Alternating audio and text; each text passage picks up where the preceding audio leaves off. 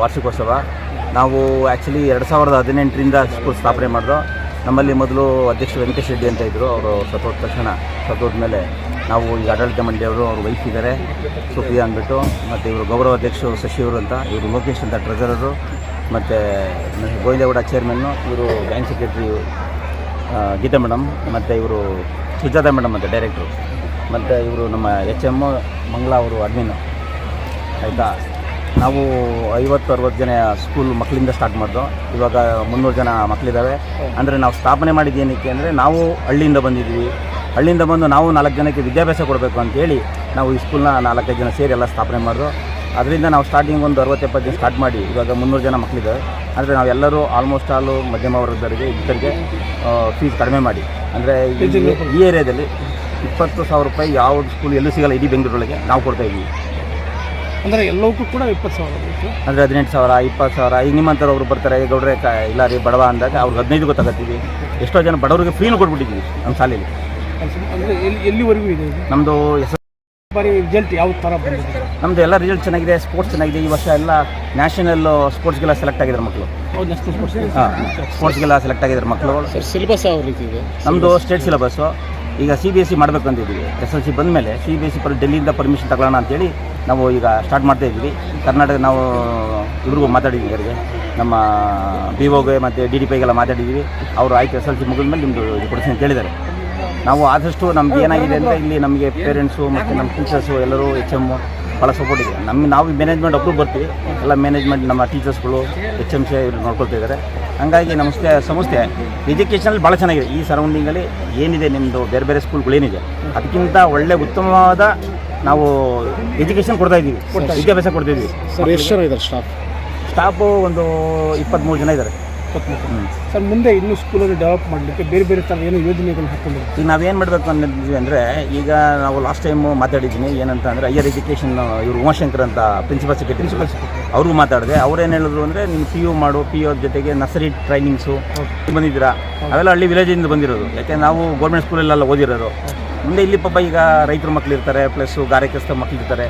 ಅವ್ರಿಗೆಲ್ಲ ನಾವು ಈಗ ಹಳ್ಳಿಯಿಂದ ಬಂದು ನಮ್ಮ ಕಷ್ಟ ಏನಾದ್ರು ಗೊತ್ತಿರುತ್ತಲ್ಲ, ಆ ಥರ ಡೆವಲಪ್ ಆಗೋಕ್ಕೋಸ್ಕರ ನಾವು ಇವತ್ತು ನಿಮ್ಮನ್ನೆಲ್ಲ ಕರೆಸಿ ಮೀಡಿಯಾದನ್ನು, ಆಯಿತಾ, ಇದು 4 ಜನ ಗೊತ್ತಾಗಲಿ ಏನಂತ, ರಾಯಲ್ ಟೆಕ್ನೋ ಸ್ಕೂಲು ಎಜುಕೇಷನ್ ಚೆನ್ನಾಗಿದೆ, ನಮ್ಮ ಮಕ್ಕಳನ್ನ ಸೇರಿಸ್ಬೇಕು ಅನ್ನೋದಕ್ಕಿಂತ ಮುಖ್ಯವಾಗಿ 4 ಜನ ಗೊತ್ತಾಗಬೇಕು ಎಜುಕೇಷನ್ ಚೆನ್ನಾಗಿದೆ ಅಂತ. ನಾನು ಕೇಳ್ತಿರೋದು ದುಡ್ಡು ಇಂಪಾರ್ಟೆಂಟ್ ಅಲ್ಲ, ನಮಗೆ ಎಜುಕೇಷನ್. ನಾಳೆ ಮಕ್ಕಳು ಹೈಯರ್ ಕ್ಲಾಸ್ಗೆ ಹೋಗಿ ದೊಡ್ಡ ಆಫೀಸರ್ ಆದಾಗ, ನಾನು ಇಂಥ ಶಾಲೆಯಲ್ಲಿ ಓದ್ತಾಯಿದ್ದಪ್ಪ, ನಾವು ಗೌರ್ಮೆಂಟ್ ಸ್ಕೂಲ್ಗೆ ಹೋದರೆ ನಾವು HMಗಳು ಏನು ಮಾಡ್ತೀವಿ, ಹೋಗಿ ಕಾಲು ಬೀಳ್ತೀವಿ, ಅಂದರೆ ನಿಮ್ಮ ಸ್ಕೂಲ್ ನಾವು ಓದಿದ್ದು ಸರ್ ಅಂತ. ಅವಾಗ ಬರ್ತಿರ್ತಾರೆ ಅವರು, ಅದು ಜ್ಞಾಪಕ ಮಾಡ್ಕೊತಾರೆ, ಪರವಾಗಿಲ್ಲಪ್ಪ ನೀನು ಬೆಂಗಳೂರಿಗೆ ಹೋದ್ಮೇಲೆ ಮಟ್ಟಿಗೆ ಬೆಳೆದಿದ್ಯಾ ಅಂತ.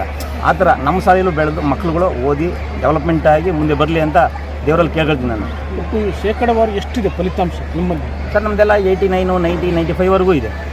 ಹೌದು ಅಲ್ಲ SLC ನಮ್ದು ಈಗ 8ವರೆಗಿದೆ. 8 9th 10th ನೆಕ್ಸ್ಟ್ ಇಯರ್ ಬರ್ತದೆ. ಹಾಂ 9th 10th. ಈಗ ನಮ್ಮ ಪ್ರೆಸೆಂಟ್ 8.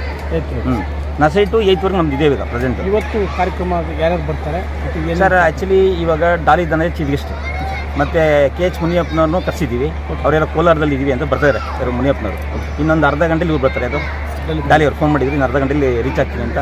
ಮತ್ತು ನಮ್ಮ ಕಾನ್ಸ್ಟಿಟ್ಯೂನ್ಸಿ ದಾಸಹಳ್ಳಿ MLA ಮುನ್ರಾಜ್ ಅವರು, ಮತ್ತು ನಮ್ಮ ಮಾಜಿ ನಾಗಭೂಷಣ್ ಕಾರ್ಪೊರೇಟ್ರು, ಅವರು ಭಾಳ ಸಹಕಾರ ಮಾಡಿದ್ರು ನಮಗೆಲ್ಲ ಸ್ಕೂಲು ಡೆವಲಪ್ಮೆಂಟ್ ಆಗಿ. ಅವರ ಎಲ್ಲರೂ ಸಹಕಾರ ರೀ ನಮಗಿದೆ, MLAಗಳದ್ದು, ಕಾರ್ಪೊರೇಟ್ರುಗಳದ್ದು, ಇದೆಲ್ಲ ಭಾಳ ಸಹಕಾರ ಇದೆ. ಅದಕ್ಕಿಂತ ಹೆಚ್ಚಿನ ರೀತಿ ನಮಗೆ ಆಫೀಸರ್ಸ್ಗಳು ಸಹಕಾರ, ಎಲ್ಲರೂ ನಮಗೆ ಹೆಚ್ಚಿನ ರೀತಿ ಸಹಕಾರ ಕೊಟ್ಟರು. ಈ ಶಾಲೆಯ ಮಕ್ಕಳ ಪೋಷಕರಿಗೆ ಮತ್ತು ಮಕ್ಕಳಿಗೆ ತಾವೇನು ಸಂದೇಶವನ್ನು ಕೊಟ್ಟು ಏನು ಹೇಳ್ತೀವಿ? ನಾನು ಪೋಷಕರಲ್ಲಿ ಕೇಳೋದಿಷ್ಟೇ ಏನಂದರೆ, ನಮ್ಮ ಶಾಲೆ ಡೆವಲಪ್ಮೆಂಟಾಗಿ ಇಂಪಾರ್ಟೆಂಟ್ ನಾವಲ್ಲ ಸರ್, ಪೋಷಕರೇ ಇಂಪಾರ್ಟೆಂಟ್ ನಮಗೆ ಅವರೇ ತಂದೆ ತಾಯಿ ಇದ್ದಂಗೆ. ಯಾರು ಪೋಷಕರೇ ನಮ್ಗೆ ತಂದೆ ತಾಯಿ ಇದ್ದಂಗೆ. ಅದಕ್ಕೆ ಅವರ ಆಶೀರ್ವಾದ ನಮ್ಮ ಮೇಲೆ ಸದಾ ಇರಲಿ, ಮತ್ತು ನಾವು ಅವರ ಕೇಳಿದ ಮಟ್ಟಕ್ಕೆ ಎಜುಕೇಷನ್ ಕೊಡೋಣ ಅಂತ ನಾನು ಅನಿಸಿಕೆ ನಂದು. ಹಾಂ, ಅವರಿಗೆ ಮತ್ತು ನಮ್ಮ ಏನು ಪೇರೆಂಟ್ಸ್ ಇದ್ದಾರೆ ಅವ್ರಿಗೆಲ್ಲರಿಗೂ ಕೃತಜ್ಞತೆ. ನಮ್ಮ ಶಾಲೆ ನಂಬಿಕೆ ಇಟ್ಟು ನಮ್ಮ ಶಾಲೆ ಸೇರಿಸಿದಾರಲ್ಲ, ಹಾಂ, ಅದಕ್ಕೆ ಅವ್ರಿಗೆ ನಾನು ಕೃತಜ್ಞತೆ. ಯಾರಿಗೆ? ಪೋಷಕರಿಗೆ. ಸರ್ ಈ ಭಾಗದ ಜನತೆಗೆ ಏನು ಹೇಳ್ತೀವಿ? ನಮ್ಮದು ಏನಿದೆ, ನಿಸರ್ಗ ಲೇಔಟು, ಅಬ್ಬಿಗೆರೆ, ಲಕ್ಷ್ಮೀಪುರ, ಸೋಮಸ್, ಲೋನ್ಸೆಟ್ಟಳ್ಳಿ ಅಂತ ಏನು ಕನಸಿದೆ ಅಲ್ಲೆಂದರೂ ಮಕ್ಕಳು ಬರ್ತಾರೆ. ನಮ್ಮದೇ ವ್ಯಾನ್ಗಳಿದೆ, 3 ವ್ಯಾನ್ ಬಿಟ್ಟಿದ್ದೀವಿ. ಅದರಲ್ಲೂ ಕಡಿಮೆ ಕೊಟ್ಟಿದ್ದೀವಿ, ವ್ಯಾನ್ಗಳಲ್ಲೂ ರೈಟು ಕಡಿಮೆ ಕೊಟ್ಟು ಎಲ್ಲರಿಗೂ ನನ್ನ ರಾಯಲ್ ಟೆಕ್ನೋ ಶಾಲೆಯ ನಮ್ಮ ಆಡಳಿತ ಮಂಡಳಿಯ ಪರವಾಗಿ ಎಲ್ಲರಿಗೂ ಕೃತಜ್ಞತೆಯನ್ನು ಅರ್ಪಿಸ್ತೀನಿ. ಧನ್ಯವಾದಗಳು. ಈ ವರ್ಷ ನಾವು ಏನು ಮಾಡ್ತಿದ್ವಿ ಅಂದರೆ ಫಸ್ಟ್ ಸ್ಟಾರ್ಟ್ ಆದಾಗ ಚಿಕ್ಕದಾಗಿ ಸ್ಕೂಲ್ ಸರೌಂಡಿಂಗಲ್ಲಿ ಒಳಗಡೆ ಮಾಡ್ತಾಯಿದ್ರು ಆ್ಯಂಡ್ ದೆನ್ ತಿರ್ಗಿ ಗೇಟ್ ಆಚೆ ಮಾಡೋಕ್ಕೆ ಸ್ಟಾರ್ಟ್ ಮಾಡಿದ್ರು, ಆಮೇಲೆ ಗ್ರೌಂಡಲ್ಲಿ ಮಾಡೋಕ್ಕೆ ಸ್ಟಾರ್ಟ್ ಮಾಡಿದ್ರು. ಹೋದ ವರ್ಷಕ್ಕಿಂತ ಈ ವರ್ಷ ಬೆಳೆಸಿದ್ದೀವಿ. ಇದಕ್ಕಿಂತ ವರ್ಷನೂ ನಾವು ಒಳ್ಳೆ ಉತ್ತಮ ಗುಣಮಟ್ಟದ ರೀತಿನ ನಾವು ಬೆಳೆಸ್ಕೊಂಡು ಹೋಗಬೇಕು ಅಂತ ಈ ಶಾಲೆಯಲ್ಲಿ ನಿರ್ಧಾರ ಮಾಡ್ಕೊಂಡಿದ್ದೀವಿ. ಇದಕ್ಕೆಲ್ಲ ನಮಗೆ ಕಮಿಟಿ ಮೆಂಬರ್ಸ್ ಅಂತ ಏನು ಹೇಳ್ತೀವಿ, ಅವರು ಕಮಿಟಿ ಮೆಂಬರ್ಸ್ ಥರ ಇಲ್ಲದೆ ಫ್ಯಾಮಿಲಿ ಮೆಂಬರ್ಸ್ ಥರ ಸಪೋರ್ಟ್ ಮಾಡಿ ಪ್ರತಿಯೊಬ್ಬರಿಗೂ ಅವ್ರು ಹೇಳ್ದಂಗೆ, ನಮ್ಮ ಗೋವಿಂದ್ ಸರ್ ಹೇಳ್ದಂಗೆ, ಚೇರ್ಮನ್ ಅವ್ರು ಹೇಳ್ದಂಗೆ ಇಡೀ ಈ ಸರೌಂಡಿಂಗ್ಸಲ್ಲಿ ನಮ್ಮ ಸ್ಕೂಲಲ್ಲಿ ಇರೋಷ್ಟು ಫೀಸು ಯಾವ ಸ್ಕೂಲಲ್ಲಿ ಕೊಡ್ತಾಯಿಲ್ಲ. ಒಂದೇ ಒಂದು ನನ್ನ ಪೇರೆಂಟ್ಸಲ್ಲಿ ಕಳಕಳಿಯಾಗಿ ಮನವಿ ಮಾಡ್ಕೊಳ್ಳೋದೇನೆಂದರೆ, ಎಲ್ಲರೂ ಸ್ಟೇಟ್ಸು ಬೇಡ, ನಾವು CBSEಗೆ ಹೋಗಬೇಕು, CBSEಗೆ ನಾವೆಲ್ಲ ಇವಾಗ ನಾನು ಪರ್ಸನಲಾಗಿ ನಾನು HM ಆಗಿ ನಿಂತಿದ್ದೀನಿ ಅಂದರೆ ನಾನು ಸ್ಟೇಟ್ ಸ್ಕೂಲಿಂದನೇ ಬಂದಿರೋದು. ಇಲ್ಲಿಗೂ ಅಲ್ಲಿಗೆ ಏನಿರುತ್ತೆ, ಒಂದು 2 ಪಾಠ ಜಾಸ್ತಿ ಇರ್ಬೋದು ಅಥವಾ ಹೇಳ್ಕೊಡೋ ರೀತಿ ಬೇರೆ ಇರ್ಬೋದು. ಹೊರತಾಗಿ ಸ್ಟೇಟ್ಸು ಇವಾಗ ಗೌರ್ಮೆಂಟ್ಸಲ್ಲೂ ಸ್ಟೇಟ್ ಸಿಲೆಬಸ್ಸೇ ಫಾಲೋ ಮಾಡೋದು, ಅದಕ್ಕೂ ಇದಕ್ಕೇನು ಇದು ವ್ಯತ್ಯಾಸ ಇರುತ್ತೆ. ಒಂದೇನಂದರೆ ಅಲ್ಲಿ ಉಚಿತವಾಗಿ ಕೊಡ್ತಾರೆ, ನಾವು ಸ್ವಲ್ಪ ದುಡ್ಡು ತೊಗೊಂಡು ನಾವು ಸ್ಕೂಲ್ ನಡೆಸ್ತಾ ಇದ್ದೀವಿ. ನಾವು ಬೇರೆ ಸ್ಕೂಲ್ಗೆ CBSE ಅಂತ ಹೋಗೋದು ಬಿಟ್ಟು ನಮ್ಮ ಸ್ಕೂಲಿಗೆ ಬನ್ನಿ. ನಾವಿವಾಗ ಈ ವರ್ಷ ಕಂಪ್ಯೂಟರ್ ಲ್ಯಾಬ್ ಮಾಡಿದ್ದೀವಿ, ಸೈನ್ಸ್ ಲ್ಯಾಬ್ ಮಾಡಿದ್ದೀವಿ, ಆಡಿಟೋರಿಯಂ ಮಾಡಿದ್ದೀವಿ, ನೆಕ್ಸ್ಟು 9th 10th ಮಾಡ್ತಾಯಿದ್ದೀವಿ, ಸ್ಕೂಲ್ ಗ್ರೌಂಡ್ ಇದೆ. ಸೊ ಪ್ರತಿ ವರ್ಷವೂ ನಾವು ಇದೇ ಥರನೇ ಬೆಳೆಸ್ಕೊಂಡು ಹೋಗಬೇಕು ಅಂತ ನಮ್ಮ ಇಚ್ಛೆ ಇದೆ. ಅದೇ ಥರ ನಮ್ಮ ಪೇರೆಂಟ್ಸು ನಮಗೆ ಪ್ರೋತ್ಸಾಹಿಸಿದ್ರೆ ಸಾಕು.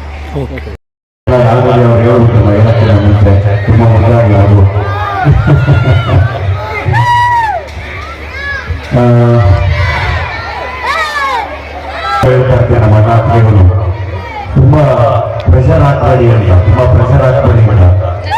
ಚೆನ್ನಾಗಿ ಓದಬೇಕು. ಅದ್ರ ಜೊತೆ ಅವರ ಬೇರೆ ಇಂಟ್ರೆಸ್ಟ್ ಏನೇನಿರುತ್ತಲ್ಲ ಅದನ್ನು ಅಷ್ಟೇ ಚೆನ್ನಾಗಿ ಪೋಷಣೆ ಮಾಡಬೇಕು ಅಂತ. ಈಗ ನಾನು ಚಿಕ್ಕವರಿಂದ ಆಕ್ಟಿಂಗ್ ಮಾಡ್ತಾ ಇದ್ದೆ, ಯಾವಾಗಲೂ ಸ್ಕೂಲಲ್ಲಿ ಸ್ಟೇಜ್ ಮೇಲೆ ಬರೋದು, ಜೊತೆಗೆ ಅಷ್ಟೇ ಚೆನ್ನಾಗಿ ಓದ್ತಾ ಇದ್ದೆ ಕೂಡ. SLC ನಮ್ಮ ಹಾಸನ ಡಿಸ್ಟ್ರಿಕ್ಟ್ಗೆ ಟಾಪರ್ ನಾನು 7th ಮತ್ತು SLC ಬಟ್ ಅಷ್ಟೇ ತರಲೆ ಮಾಡ್ತಾ ಇದ್ದೆ, ಮಕ್ಕಳ ತರಲೆ ಮಾಡಕ್ ಸಾಧ್ಯ, ಅಷ್ಟೇ ಗಲಾಟೆ ಮಾಡ್ತಾ ಇದ್ದೆ, ಅಷ್ಟೇ ಚೆನ್ನಾಗಿ ಆಟ ಆಡ್ತಾ ಇದ್ದೆ, ಅಷ್ಟೇ ಚೆನ್ನಾಗಿ ನಾಟಕಗಳು ಮಾಡ್ತಾ ಇದ್ದೆ, ಇವರು ತಿರುಗಿ ಬೀದಿ ನಾಟಕಗಳು ಮಾಡ್ತಾ ಇದ್ವಿ. ಹಂಗೆ ಗೊತ್ತಿಲ್ಲ ನಮ್ಮ ಮಕ್ಕಳ ಮಧ್ಯ ಇಲ್ಲಿ ಸಾಕಷ್ಟು ಜನ ಕಲಾವಿದರು ಚೂಸ್ ಮಾಡ್ಕೊಳ್ಳುವಂತ ಅವಕಾಶಗಳಿದೆಯಲ್ಲ ಅದನ್ನು ಎಕ್ಸ್ಪ್ಲೋರ್ ಮಾಡಬೇಕು. ಅಂಡ್ ಎಲ್ಲದಕ್ಕಿಂತ ಹೆಚ್ಚಾಗಿ ಅವ್ರಿಗೆ ಬದುಕನ್ನ ಫೇಸ್ ಮಾಡೋದನ್ನ ಹೇಳ್ಕೊಡ್ಬೇಕು. ಇಟ್ಸ್ ಓಕೆ, ಸೋಲೋದಕ್ಕೆ ಫೇಲ್ ಆಗೋದಕ್ಕೆ ಅದು ಮೀರಿ ಮತ್ತೆ ಗೆಲ್ಬೋದು, ಅದಕ್ಕೂ ದಾರಿಗಳಿದೆ, ಅದಕ್ಕೂ ಮತ್ತೆ ಅವಕಾಶ ಇದೆ. ಒಂದು ಗೌರವದ ಶಕ್ತಿ ನಮ್ಮಲ್ಲಿ ಇರುತ್ತೆ ಅನ್ನೋದನ್ನ ಅವ್ರಿಗೆ ಯಾವಾಗಲೂ ನಾವು ಆ ಮನಸ್ಸಿಗೆ ಯಾವಾಗಲೂ ಕೊಡ್ಬೇಕು. ಇನ್ಯಾರಿಗೂ ಕಂಪೇರ್ ಮಾಡಿ ಮಾತಾಡಬಾರ್ದು.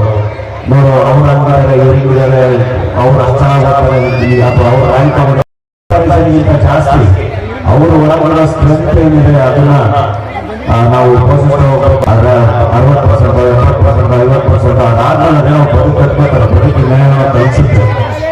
ಅದಕ್ಕೆ ಅವರ ರೆಡಿ ಮಾಡಬೇಕು. ಯಾವಾಗ ಮುಟ್ಟಿ ನೋಡವನ ಮೈ ಕಬ್ಬಿಣದ ಗಟ್ಟಿತನ ಗರಡಿ ಫಲ ಮಂಕುತಿಮ್ಮ. ಯಾವಾಗಲೂ ನಾವು ಗೆಲ್ತೀವ ಸೋಲ್ತೀವ ಪ್ರೋಸೆಸ್ ಅಲ್ಲಿ ಇದ್ದಾಗ ಆ ಗಟ್ಟಿತನ ಇದೆಯಲ್ಲ ಅದು ನಮ್ಮಲ್ಲಿ ಇರುತ್ತೆ. ಮತ್ತೆ ನಾವು ಇನ್ನೊಂದ್ಸರಿ ಮತ್ತೆ ಒಂದು ಹೋರಾಟಕ್ಕೆ ರೆಡಿ ಆಗ್ಬೋದು ಯಾವಾಗಲೂ. Thank you. ಆ್ಯಂಡ್ ಇನ್ನೊಂದು ಬೆಳವಣಿಗೆಯಲ್ಲಿ ಸಾಹಿತ್ಯ, ಸಿನಿಮಾ, ನಾಟಕ ಎಲ್ಲರೂ ತುಂಬ ದೊಡ್ಡ ರೋಲ್ನ ಪ್ಲೇ ಮಾಡುತ್ತೆ. ನಾವು ಒಳ್ಳೊಳ್ಳೆಯ ಸಾಹಿತ್ಯವನ್ನು ಓದಿ ಮಕ್ಕಳೆಲ್ಲ ಒಳ್ಳೊಳ್ಳೆ ಕನ್ನಡ ಸಿನಿಮಾಗಳನ್ನ ನೋಡಿ ಯಾವತ್ತು ಭಾಷೆನ ಸೆಲೆಬ್ರೇಟ್ ಮಾಡಿ. ನೀವು ಎಷ್ಟು ಭಾಷೆನಾದ್ರೂ ಕಲೀರಿ, ಭಾಷೆಗಳನ್ನ ಕಲಿಯೋ